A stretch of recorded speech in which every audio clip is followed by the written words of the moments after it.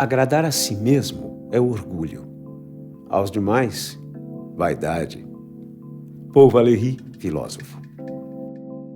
Orgulho é igual à humildade. É sempre mentira. Georges Bataille, escritor.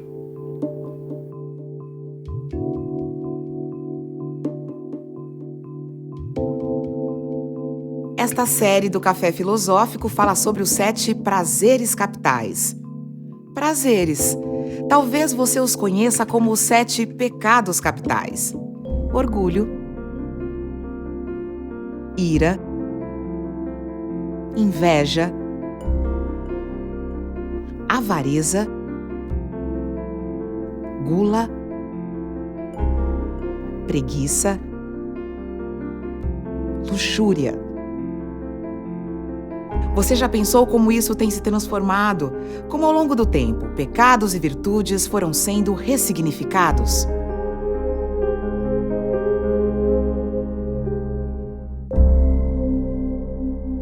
O orgulho é a fonte de todas as fraquezas, porque é a fonte de todos os vícios.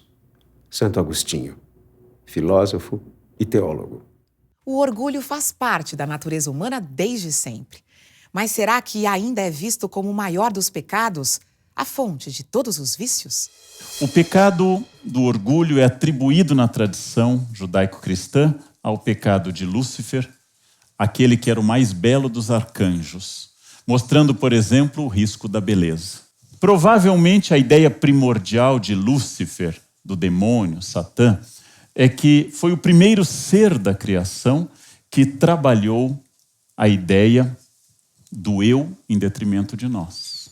Ao se olhar no espelho e se achar bonito, o arcanjo portador da luz, Lúcifer, um nome lindo, ele se achou bonito. E ao se achar bonito, se achou mais do que os outros. E se achou individuado, se achou um indivíduo, se achou à parte, a ponto de ter dito eu. E ao dizer eu, ele quebra o ritmo da criação que tinha sido concebida como nós. Todos os seres criados eram nós.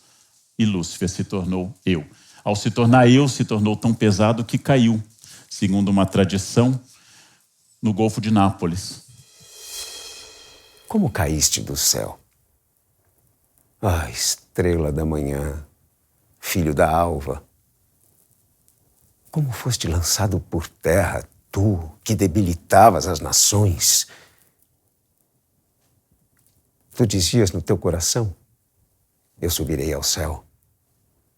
Acima das estrelas de Deus exaltarei o meu trono, e no monte da congregação me assentarei nas extremidades do norte.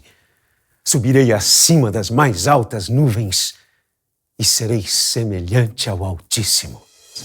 O combate do príncipe dos demônios com os 2/3 dos anjos que restaram fiéis a Deus, foi liderado o combate dele contra Miguel. E Miguel sugere a Lúcifer com seu nome, uma tradução hebraica bonita, Michael. Miguel grita um dos nomes de Deus, El, quem como Deus? Michael. Quem pode ser como Deus? É a origem do nome Miguel. Miguel luta contra Lúcifer. E na ideia de Milton, no grande poeta do século XVII, Paraíso Perdido, uma passagem belíssima em que o demônio cai no inferno vencido por Miguel e é perguntado pelo seu auxiliar, que triste, não? Nunca mais o céu. E ele diz a frase que nos seduz até hoje: eu prefiro senhor do inferno que escravo no céu. É uma vaidade universal. Funda-se a história, ou seja, o período em que há transformações na mitologia bíblica a partir do pecado de Lúcifer. Já que os outros pecados, a desobediência de Adão e Eva, o homicídio de Caim, são todos pecados posteriores a este pecado inicial. O pecado em que eu me considerei superior e tomei minha própria iniciativa. Num dos livros pessimistas da tradição do Antigo Testamento, o livro de Eclesiastes, lemos logo no capítulo 1, versículo 2, dizendo: vaidade das vaidades, tudo é vaidade. Que proveito tira o homem de todo o trabalho com que se fadiga debaixo do sol? Uma geração vai e outra geração vem, e a terra sempre permanece. Toda palavra enfadonha. Ninguém é capaz de explicá-la. O olho não se sacia de ver, o ouvido não se farta de ouvir. O que foi, será. E o que se fez, se tornará a fazer. Nada há de novo debaixo do sol. A ideia do Eclesiastes é a seguinte: não importa a experiência que eu tenha, ela é insuficiente. O grande tema do Fausto do Goethe. Não importa que eu tenha, é insuficiente. Não há viagem que seja a única e definitiva, eu quero mais. Não há sexo suficiente, tudo é passageiro. Passada a sensação de prazer, os budistas já advertiam, vem a necessidade de novo. E vindo a necessidade de novo, eu preciso novamente do prazer. Então, tudo é vaidade, tudo é assombração, tudo é representação, tudo é absolutamente fora. Por quê? Para os religiosos, a vaidade é um desvio no qual eu amo a um ser criado, no caso eu. Ou minhas virtudes, como se elas fossem minhas. Como se para ser bonito, inteligente, rico, ágil, forte, influente, carismático, eu tivesse lutado por isso. Quando, na verdade, segundo os religiosos, isso me foi dado por Deus como um talento para ajudar os outros. Ter orgulho da inteligência dada por Deus constitui o pecado da vaidade, posto que eu a ganhei pronta e me afasta do amor ao Criador. Essa é a ideia dos religiosos, essa é a ideia que aparece nos textos religiosos. Mas eu queria ir um pouco além da tradição religiosa, que é fundamental. Eu vou lembrar aos senhores uma vida de santo, um santo famoso, Santo Antônio, Santo Antão, que é um santo famoso da tradição dos anacoretas, dos santos que vão para a caverna e ficavam quase a vida inteira no deserto, jejuando, comendo gafanhotos, fazendo jejuns, comendo mel, tal como São João Batista, toda essa tradição do deserto. Santo Antão foi um homem que morreu aos 105 anos, dos quais quase a vida inteira na caverna jejuando e atacado diariamente pelo demônio, diariamente. O demônio o elegeu como meta corporativa. Ele precisava desviar Antão do seu propósito. O demônio se concentrou em Antão por quase 8 décadas, fazendo que quando ele rezasse, o demônio o levava, segundo o quadro que tanto impressionou Michelangelo, o levava no ar para ele se distrair. Quando ele olhava para o crucifixo, ao invés do Cristo, ele via uma mulher nua pendendo sobre ele. Quando ele decidia fazer jejum, aparecia sobre a mesa a comida mais extraordinária que se pudesse supor. E Antão resistiu a tudo. Antão era um homem excepcional, praticamente um não humano. Resistiu a tudo. Oscar Wilde nos vai dizer no século XIX que se eu resisto à tentação é porque ela não foi forte o suficiente. Porque sendo forte eu não resisto. Mas Oscar Wilde, você sabe, está no inferno. E Antão está no céu. E Antão resistiu.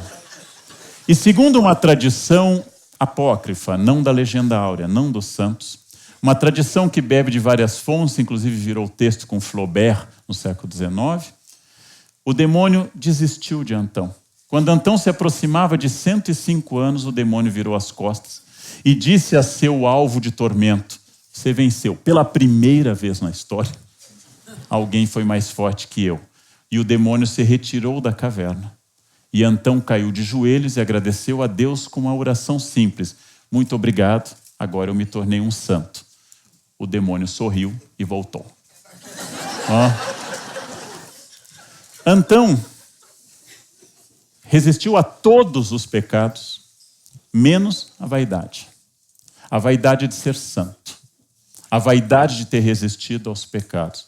Mostrando que, no fundo, a pessoa virtuosa, a mulher fiel, o homem dedicado, o filho exemplar, cometem o pecado de dizer: eu não sou como a adúltera, como o infiel ou como o filho rebelde.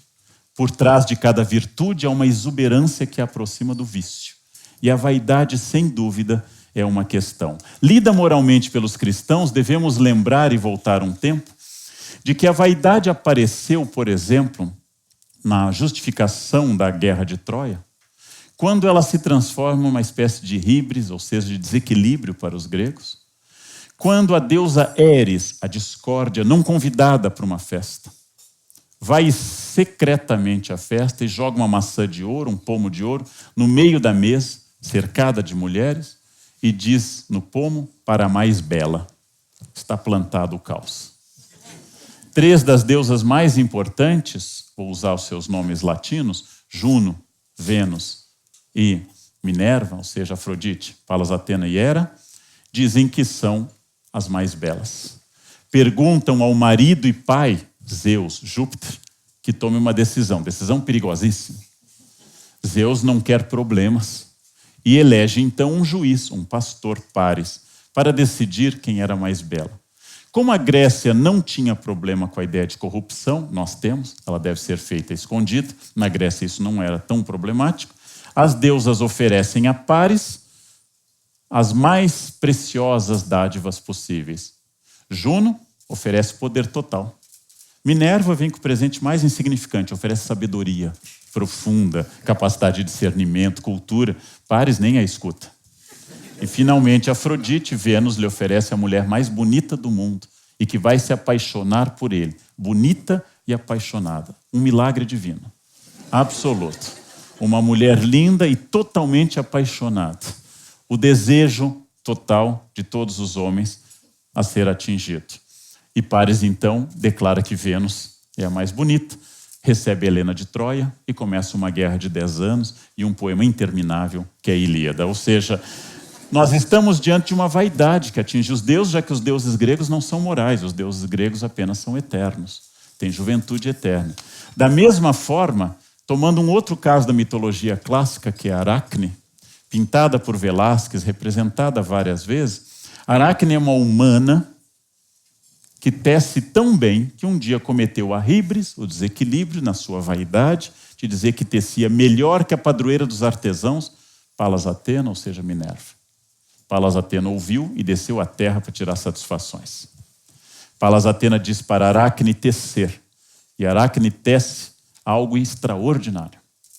Palas Atena sorri e começa a tecer como Deus. E Aracne vê que ela é boa para o padrão humano, mas que os deuses são melhores.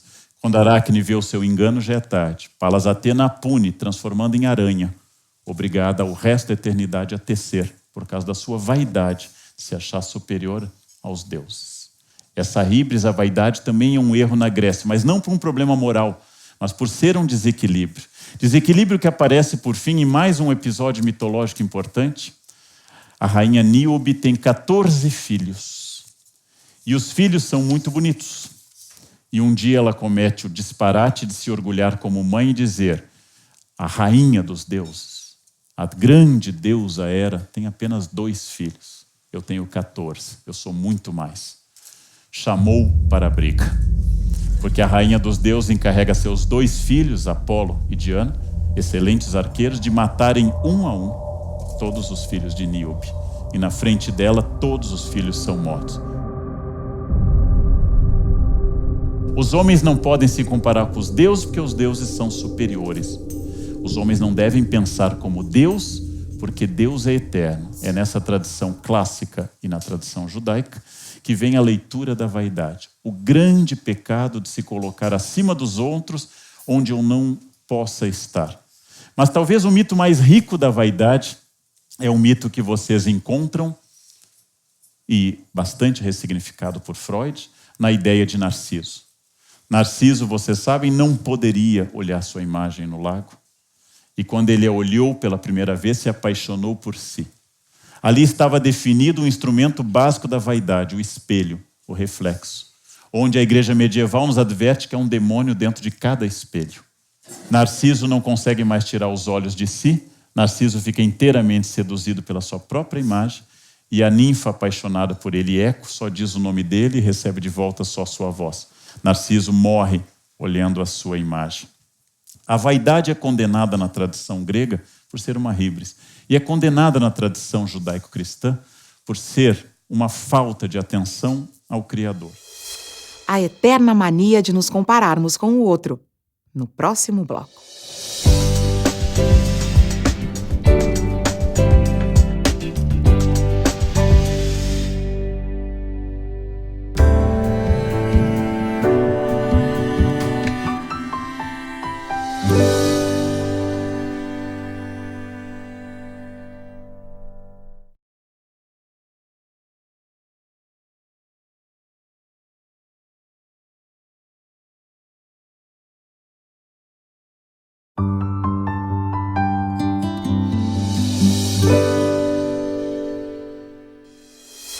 seja o que for, artifício ou natureza. Isso que nos imprime a condição de viver da comparação com outrem faz-nos muito mais mal que bem. Privamo-nos daquilo que nos é útil para atender às aparências e à opinião dos outros. Não nos importa tanto saber o que é nosso ser em si e em efeito, quanto saber o que é ele para o conhecimento público. As próprias riquezas do espírito e a sabedoria nos parecerão infrutíferas se só forem desfrutadas por nós, se não forem produzidas para a vista e a aprovação alheia. Em todas as situações em que nos coloca a fortuna, comparamo-nos ao que está acima de nós e olhamos para aqueles que estão melhor do que nós. Confrontemo-nos com o que está abaixo. Não há ninguém que seja tão mal-aventurado que não encontre 1000 exemplos com que se consolar. É defeito nosso, antes, encararmos de má vontade o que se acha à nossa frente, do que de bom grado o que se acha atrás. Ou seja, a vida vivida para os outros, um dos pontos da vaidade. Diz Montaigne que o grande problema do mundo é a comparação. O grande problema do mundo é que, esse é um consolo maravilhoso, sempre há alguém mais feio do que eu. Sempre. Sempre. Sempre há alguém mais burro. Sempre há alguém mais pobre e mais infeliz. O nosso desgosto é que sempre há alguém acima, mais bonito, mais inteligente e que aparentemente é mais feliz. A vaidade nos joga a nos compararmos com os de baixo e a inveja nos joga para os de cima. E nesse jogo que eu vou tratar também da inveja num outro encontro, nós fazemos uma vida de comparações. É esta chave da natureza humana que leva o grande espanhol Calderón de la Barca a dizer numa peça uma frase complexa que eu vou repetir lentamente, porque ela é muito barroca, muito cheia de orações subordinadas.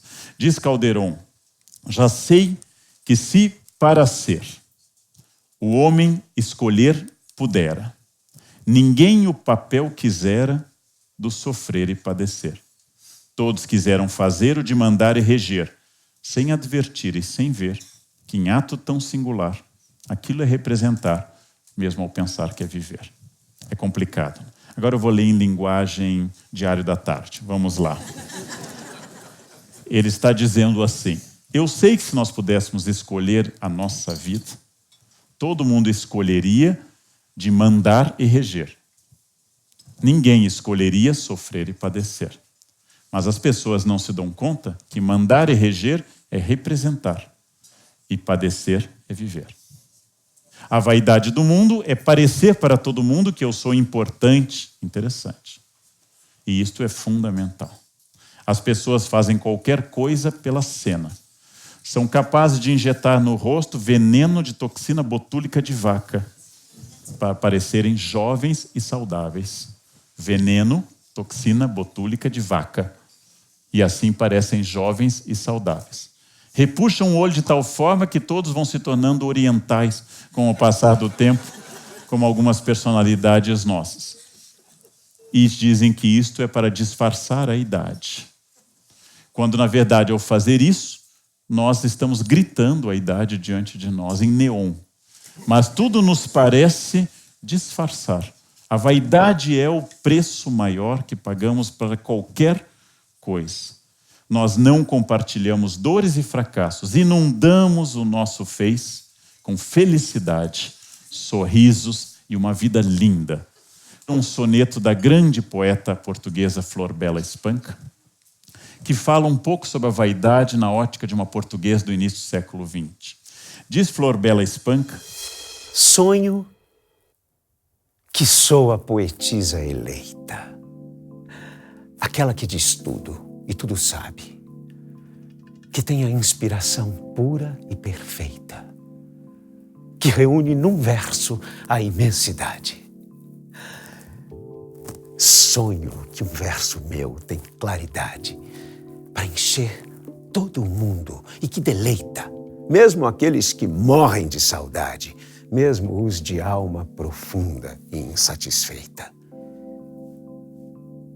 Sonho que sou alguém cá neste mundo, aquela de saber vasto e profundo, aos pés de quem a terra anda curvada. E quando mais no céu eu vou sonhando, e quando mais no alto ando voando, acordo do meu sonho e não sou nada. O grande problema é que no dia seguinte ao sonho da vaidade vem a realidade. E aí nós precisamos reabastecer esta vaidade. Quando eu deixo de sonhar a vida que eu poderia ter tido, a pessoa que eu gostaria de ter sido. A arte tratou da vaidade muito tempo, atribuindo desde a Grécia o animal símbolo da Índia, que é o pavão. A ave de 1000 olhos na cauda, a ave colorida, a ave que reclamou a Juno, sua dona, que gostaria de ter pés bonitos e voz maviosa. E Juno disse que não se pode ter tudo. Não se pode ter tudo. Vocês têm que escolher algumas coisas. E o pavão já recebeu muito. Na tradição cristã, desde que o último livro do Novo Testamento, Apocalipse, foi feito, tanto no Apocalipse quanto no jogo de tarô, a grande prostituta da Babilônia é o grande símbolo da vaidade.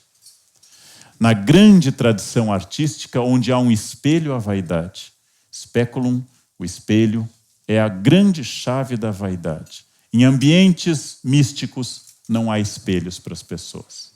Porque olhar-se é olhar para o demônio e para a vaidade. Para curar essa vaidade, os pintores decidiram, especialmente nos Países Baixos, na Idade Moderna, apresentar um gênero de quadro muito importante, que visto deveria reformular a maneira de as pessoas verem. São as vanitas. Um gênero de pintura muito importante na Idade Moderna e que tem ecos até hoje. O que é uma vanitas? São quadros onde os pintores colocam sempre uma caveira para nos lembrar que todos que estão nessa sala, sem exceção, um dia morrerão. Os quadros vanitas nos lembram exatamente isso. Nos lembram que eu devo em vida me preparar para a morte. Mas nós somos a civilização cuja vaidade afastou a morte.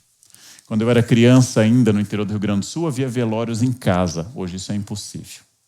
Velórios que eram festas, com empadinha, quindim, a noite inteira na sala de casa, com o cadáver da família bem arrumado, na sala de casa. Hoje nós isolamos os mortos. De tal forma que essas vanitas deixaram de ser importantes. Ao representar flores, o tempo, uma caveira, eu vou ingressar naquilo que em latim se chama um memento mori, ou seja, a lembrança da morte, que no plano religioso tem muita importância. De que adianta, voltamos ao Eclesiastes, toda essa minha vaidade, todo este cuidado, toda essa higiene pessoal, todos esses cremes hidratantes, se eu vou apodrecer profundamente no futuro. Só que para o vaidoso isso anima mais. Porque diz, bom, enquanto isso não acontece, eu vou aproveitar os minutos finais. O memento mori mostra sempre uma determinada imagem de uma jovem ou de um jovem despreocupado, jogando cartas, bebendo, e de repente a morte bate atrás dele, dizendo, é hora. Não sabemos a hora, sabemos apenas que há a hora. Aquilo que nos parece uma cultura mórbida era uma solução da piedade moderna contra a vaidade humana. Em Évora, em outros lugares, como Praga, mas especialmente em Évora, há uma capela feita inteiramente de ossos humanos. Esta capela diz a frase que hoje nos parece terrível. Nós, ossos que aqui estamos, pelos vossos esperamos. Fazer uma capela de fêmures, de crânios, onde o candelabro, o órgão, os bancos, todos são feitos de ossos, nos parece uma coisa terrível. Alguns cemitérios antigos escreviam isso, né? Na porta escreviam, és o que fomos, serás o que somos. Ou seja, preparem-se, a vida é breve, é passageira. Essas crenças, elas se tornaram muito importantes e vieram, inclusive, até o século XX, quando grandes pintores como Cézanne continuaram na tradição desses memento mori, dessas vanitas. Nós afastamos por completo a ideia de morte. Não falamos mais na morte. Uma oração católica tradicional dizia para crianças que eu durma com Deus e se eu não acordar que eu esteja com Ele. Nenhuma criança mais reza isso. É mórbido demais. Porque uma das características hoje da nossa reabilitação da vaidade é que, em primeiro lugar, somos imortais. Em segundo lugar, isso não acontecerá conosco. Em terceiro lugar, eu não penso nesse tipo de bobagem. É um dos eixos da ideia da atual teologia chamada autoajuda, é a reabilitação da vaidade. Um dos axiomas, um dos eixos centrais da autoajuda, resumo para que vocês não precisem se dedicar à leitura, é que o orgulho de si é autoestima e não vaidade. Humildade é falta de autoestima. E autoestima é um defeito. Pessoas com autoestima não avançam na carreira. Eu tenho que ter certeza que eu gosto de mim, que eu sou filho do universo, irmão das estrelas, que eu mereço estar aqui e repetir esse mantra até eu me convencer. As pessoas que se consideram humildes, eu não tenho capacidades, eu acho que isso eu não consigo fazer, antes eram chamadas de humildes, ou no superlativo erudito, humílimas. Hoje elas são chamadas de depressivas e devem ser curadas com remédios e terapia. Há um autor que considera que a crise econômico-financeira a partir de 2007, 2008, no capitalismo mundial, se deveu à autoajuda. Porque a autoajuda espalhou que todos poderiam ser investidores e investir na bolsa e serem bons. Bastava querer, que querer era poder. E o fato é que muitos faliram querendo. Porque querer não é poder. Querer é apenas querer. Poder pertence a uma outra categoria. Bem, a literatura de autoajuda parte de um axioma muito importante. Se eu não me amar, quem é que vai me amar? Ou usando uma coisa de uma profundidade epitelial. Eu tenho que me amar primeiro para alguém gostar de mim. Quando a condição do amor tradicional religioso era a elisão, a supressão do eu, e não trazer o eu à tona. Quando a condição da paixão era a entrega do meu eu e não a valorização do meu eu. Nós substituímos a crença que o eu era pecador, decaído, que deveria ser domesticado com jejuns, penitências, pela ideia que o eu deve ser abastecido, reforçado, e que quem não o abastece suficientemente será infeliz. E por que isso? Porque tomando como referência uma personagem que já passou por esse espaço, que é o Zygmunt Bauman, no mundo líquido, expressão que ele preferiu ao mundo pós-moderno, depois do início da sua carreira, eu me torno a referência de tudo, e as minhas vaidades são virtudes. Eu exijo elogios, o que eu faço é extraordinário, e deve ser bom e deve ser elogiado por todos. O mundo líquido exige que eu coloque, acima de todos, o meu eu. Vejam, eu já comentei isso em vários lugares sobre vaidade, que nós vivemos um mundo líquido de tal forma que ninguém mais escuta ninguém, e apenas responde as coisas a partir do que escuta falando de si. Então ficamos nessa... Estou cansado, eu também. Eu acordei às 6, eu acordei às 5. Eu tenho dor de cabeça, eu tenho um tumor. É uma concorrência permanente. Por quê? Porque nós não escutamos ninguém. Tanto não escutamos ninguém que substituímos o confessionário pelo psicanalista. No mundo líquido, a vaidade é diferente. Se vocês lembrarem que os homens no Bereshit, no Gênesis, um dia quiseram construir uma torre que atingisse o céu. E fizeram essa torre de Babel. E Deus, para castigar essa vaidade, introduziu os cursos de línguas. Cada um passou a falar uma língua e ninguém mais se entendeu. Porque a vaidade leva, e esta é a metáfora da Bíblia, à individuação. Eu passei a não entender os outros, não apenas porque surgiram línguas, mas porque eu olhei só a mim. E não olhei mais para os outros. Deus puniu a torre de Babel, e Babel significa confusão. Hoje os homens estão construindo o prédio mais alto do mundo na China, que deve superar o que está neste momento em Dubai, e por sua vez no Azerbaijão estão fazendo aquele que vai superar o da China e de Dubai, que superaram o de Kuala Lumpur, o de Taipei, que superaram o Empire State em 1929-31, que superaram a Torre Eiffel, que era o prédio mais alto do mundo em 1889, quando foi inaugurado. Só que o que antes era vaidade, hoje é o quê? É um sinal de pujança, Iniciativa e a palavra que eu mais adoro, empreendedorismo. Quanto mais alto, mais empreendedor eu vou ser. Nos dias de hoje, parece que a humildade não pega bem. É preciso se mostrar e parecer mais e melhor que o outro. Vaidade que vem sendo estimulada desde a infância. A seguir.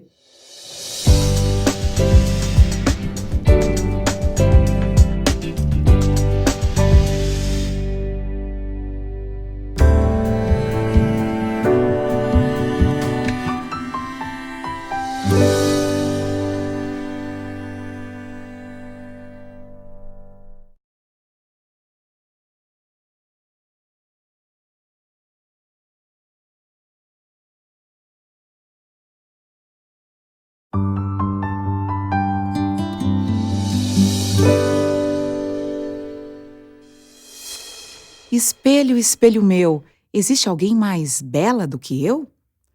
Esta não é mais só uma frase dos contos de fada. Parece que ela saiu das histórias infantis para se tornar realidade no nosso mundo e em todas as faixas etárias. Há uma consequência permanente que é a vaidade infantil.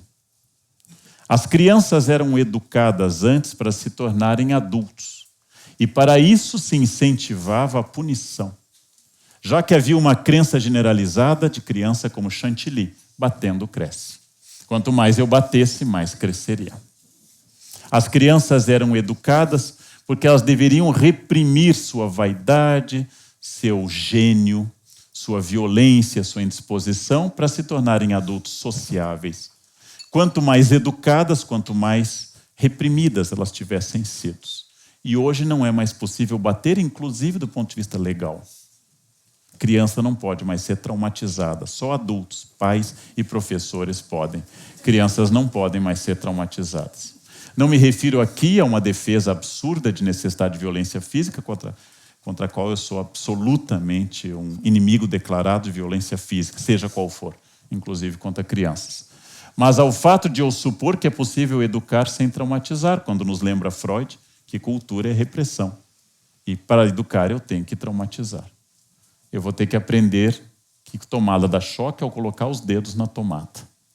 A criança não pode mais ser traumatizada a tal ponto que em algumas escolas de São Paulo, eu acompanhei, ao se fazer um campeonato de futebol ou de basquete, se dá medalha para todos os lugares, do primeiro ao último, para não traumatizar. Então aquele que ficou em 20º lugar, talvez por não ter se esforçado, ou não jogou nada, ou até faltou, ganha uma medalha para levar para casa, porque senão traumatiza. Nós estamos educando pessoas com pouco limite para entender a sua vaidade e o espaço do outro. Geralmente os mais velhos dizem a mesma coisa sempre, em todas as épocas. No meu tempo era melhor. É absoluta bobagem. As gerações anteriores viveram a Segunda Guerra, a Auschwitz, viveram em Hiroshima. Não dá para dizer que não tinha violência. As gerações anteriores praticaram genocídios contra indígenas, contra negros, contra judeus. Não é um passado de glórias ao qual se sucede um futuro de não virtudes. Mas o que estamos trabalhando neste momento é valorizar uma personalidade onde toda e qualquer iniciativa deve ser incentivada. Tudo é criativo e bom. Não há mais aquilo que Conrado Caligares, no seu primeiro livro, Hello Brasil, chamou de falta de goût de l'effort, o gosto do esforço. E as crianças de classe média, em particular e alta, são colocadas no piano. E ao chegar ao 3º, 4º mês, cansam. Então são colocadas no violão. Depois de 3 ou 4 aulas encantadoras, descobrem que é preciso estudar. Então são colocadas no sapateado, no inglês, no espanhol, no origami, e vão passando por todo o conhecimento humano, sem nunca se formarem em nada. Porque nós não gostamos mais de forçar. Como se eu pudesse aprender verbos irregulares em inglês sorrindo. Ai, que delícia! Vou declinar em alemão cada vez mais entusiasmado. Como se houvesse que todo conhecimento fosse positivo. Como se eu pudesse treinar sem que doesse meu corpo. Como se eu pudesse dançar sem que algo em mim doesse. Como se eu pudesse tocar piano sem passar pelo exercício tedioso de escalas, pelo exercício tedioso de outras instituições que vão me fazer um pianista. Há que se pensar, sem dúvida, num futuro da vaidade. Os mais velhos têm a tendência que Humberto Eco, na década de 60, advertiu aos apocalípticos e os integrados. Essa metáfora tem quase 50 anos. Seria um texto da década de 60. Apocalipse seriam aqueles que dizem com frequência que tudo vai de mal a pior. Que tudo vai... No meu tempo era melhor. No meu tempo, tudo era melhor. Hoje, a decadência é total. E os integrados que lamentam que ainda não tem o iPhone 20. Os integrados são aqueles que amam a tecnologia, tudo vai melhor, tudo vai melhorar passo a passo. A grande questão é que instituímos uma vaidade agora como virtude e não mais como pecado capital. A humildade não pega bem. Durante algum tempo eu fiz entrevistas de candidatos a estágio e eu tinha que fazer uma pergunta clássica de entrevista.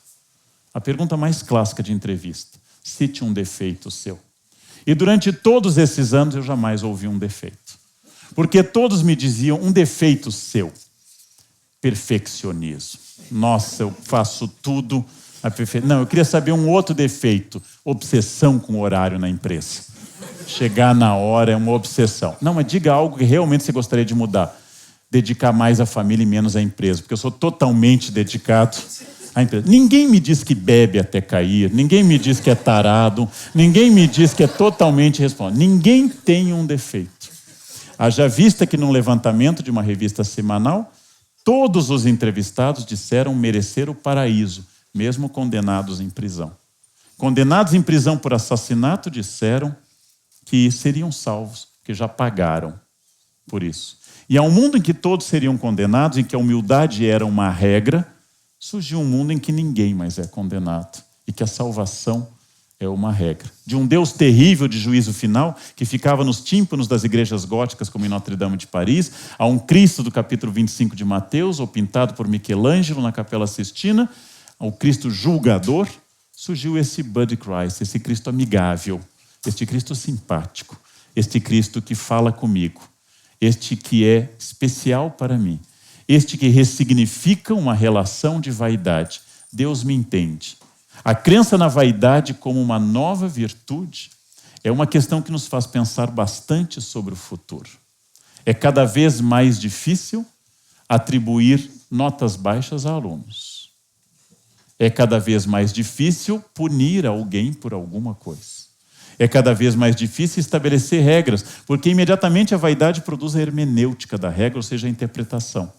Essa hermenêutica permanente é fruto do meu eu, que ressignifica a todo instante esta característica surgida na Grécia do individualismo, reforçada pela burguesia do Renascimento e estimulada hoje no mundo capitalista atual como a necessidade de ser único, especial, forte, onipresente. A nossa vaidade não permite mais a falha, não permite a tristeza, não permite mais que eu falhe sexualmente porque há auxílios químicos para isso. Não permite mais que eu fique triste porque há auxílios químicos para isso. Não permite mais simplesmente viver a dor e o fracasso. Aquela que antigamente era dito que fortalecia o caráter, que estimulava o crescimento, que nos levava para cima, que fazia nós irmos aprendendo a cada queda a subir mais. Hoje eu devo subir sem quedas. O mundo está acabando a todo instante. E essa individuação nossa aumenta com essa sensação de fim de mundo, com essa sensação absoluta de que a nossa vaidade há muito tempo deixou de ser um defeito e passou a ser uma virtude sólida. Talvez a virtude mais esperada de todas. É função dos pais estimularem o novo nome, que é a autoestima. É função dos pais eliminarem a depressão, a dor e o choro. Nós não podemos mais conviver com essas coisas que animaram a humanidade em tempos passados.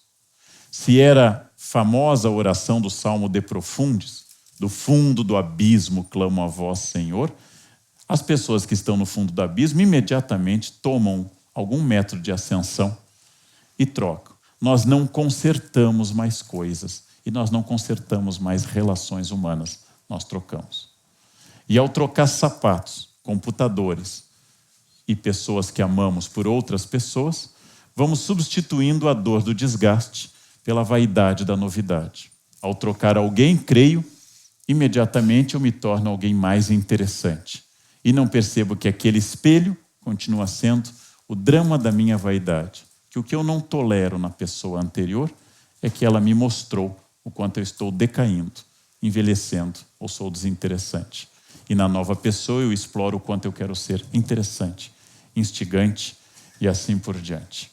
É fascinante que o nosso mundo hoje tenha eliminado a humildade como virtude. É fascinante, por exemplo, que nós aceitemos todo e qualquer elogio, porque dentro de nós há, segundo os místicos medievais, um demônio esperando isso. O demônio da soberba, o demônio da vaidade, aquele que acredita o que não pode ser acreditado, como Lúcifer um dia acreditou que ele podia ser igual a Deus, apesar de ele saber que um arcanjo criado jamais poderia ser igual a Deus. Ou seja, repetimos, e é aí que a natureza humana entra, o pecado de Lúcifer. Isso vai acontecer comigo, e brigamos permanentemente por esse ego insaciável, que mais uma vez eu lembro, os budistas centraram fogo nele. Porque eu prefiro ser perseguido a ser ignorado. Eu prefiro que o professor pegue no meu pé que não saiba onde fique o meu pé. Eu prefiro parecer a vítima da sala do que parecer o Gasparzinho da sala, desaparecido e anônimo. Eu prefiro tudo menos não ser visto. Porque viver hoje é ser visto. E se eu não fotografar o que eu como, se eu não falar onde eu fui, se eu não tirar fotos, se eu não fizer tudo isso, não fui. Ver é viver. E ser visto é ter certeza que eu vivi. Volto ao Calderon. Se o homem escolher pudera, ele saberia que tudo aquilo que parece fazer bem aos outros é, na verdade, um engano de vaidade. A todo instante a minha vaidade é testada. E como eu não gosto de dizer que eu sou vaidoso, eu a disfarço através de recursos, por exemplo, de humildade, baixando a cabeça, ficando vermelho, não concordando, mas balançando a cabeça, no fundo dizendo, fale mais, porque todo espelho diz sempre para a bruxa a mesma coisa. Espelho, espelho meu, haverá alguém mais bonito do que eu? Sempre responderá para a pessoa que pode quebrá-lo. Não, você é a mais bonita. E fazendo essas questões, eu acabo sustentando este grande vício contemporâneo crescente da vaidade. Temos que nos conformar que a vaidade seja uma instituição. Temos que nos conformar que a vaidade esteja presente entre nós permanentemente. Temos que aprender a lidar com ela para não ficar com falsas humildades. Temos que aprender que sempre haverá alguém mais hábil do que eu, sempre alguém melhor, sempre alguém acima. E aí, a única maneira de eu não ser vaidoso e pensar apenas em mim é eu parar de me comparar com os outros. Ou seja, eu devo pensar apenas em mim. E essa é a dialética que encerra toda e qualquer vaidade. Não tem jeito, eu estou isolado. Nos momentos que o meu eu é reconhecido ou dialoga com os outros, chamamos a isso encontro, amizade ou casamento. Nos momentos que não dialoga e ninguém se escuta, chamamos a isso encontro, amizade ou casamento. No meio dessa dialética, nós tratamos então do pecado, do erro, do vício, da vaidade.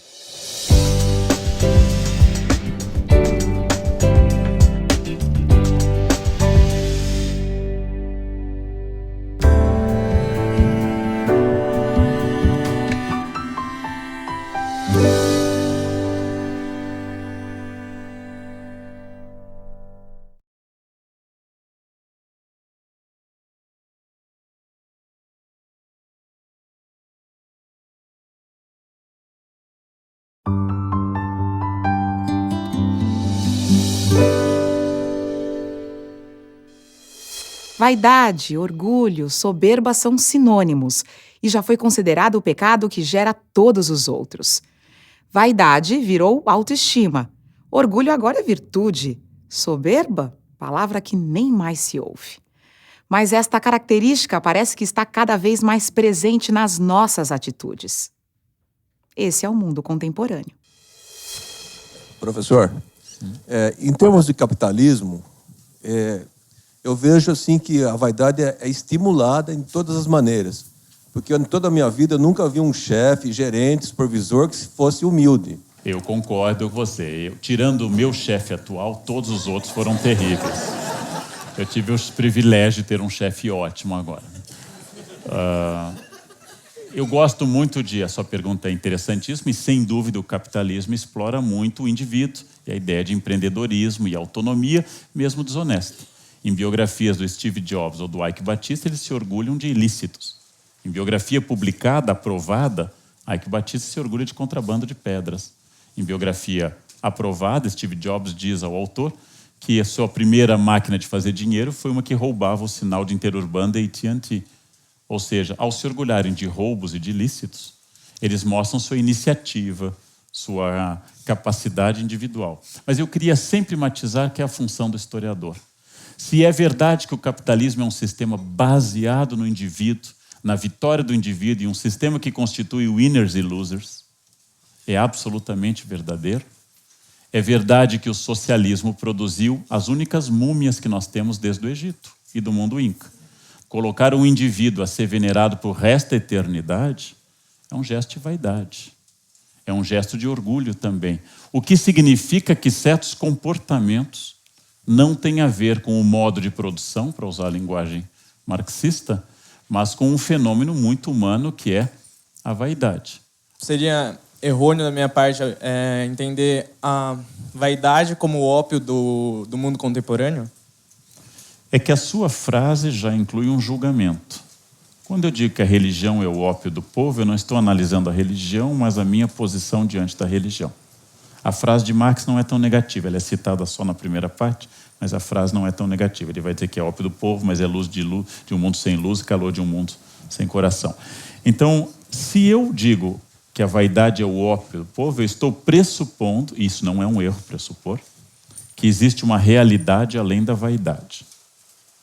Ou seja, se ela é um ópio, ela ilude a minha consciência como toda papoula faz através do ópio. Eu posso ser mais pessimista e posso pensar que a vaidade não é o ópio da sociedade ou do indivíduo. A vaidade é. E que se eu tirar a vaidade não resta nada. Ou seja, eu posso pressupor que não há algo além daquilo. É possível que não haja este eu verdadeiro, porque no fundo dizer que o verdadeiro homem é o homem não vaidoso é uma leitura religiosa e moral, que vai dizer no fundo que atrás da minha vaidade está meu eu verdadeiro. E eu não sei o que há por detrás do mundo sem vaidade. É como pensar, que seria medieval pelo menos, não no sentido negativo, o que há por detrás de um homem luxurioso, o que há por trás de um homem invejoso. Qual é o homem que jamais cometeu nenhum destes erros? Qual é o homem que nunca teve? É essa capacidade que é difícil. Há um exemplo também do mundo religioso.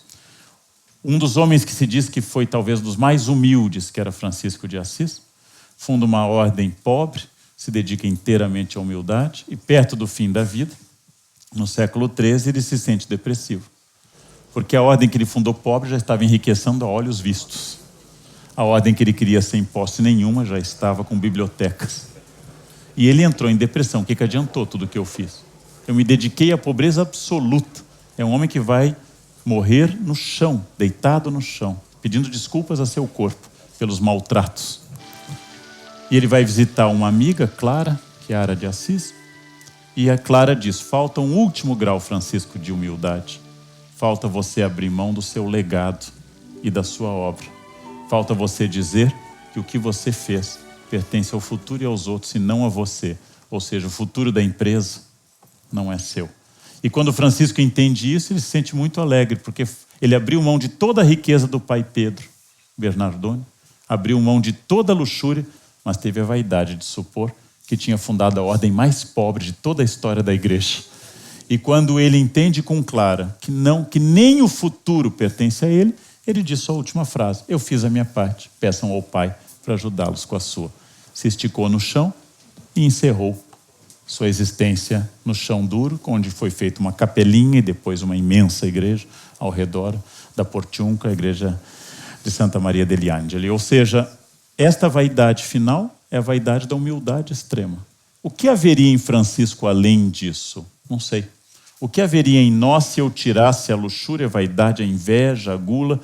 É difícil dizer. O que eu estou dizendo é que talvez não haja nada além do vício ou da virtude, porque nós somos entretecidos de vícios e virtudes.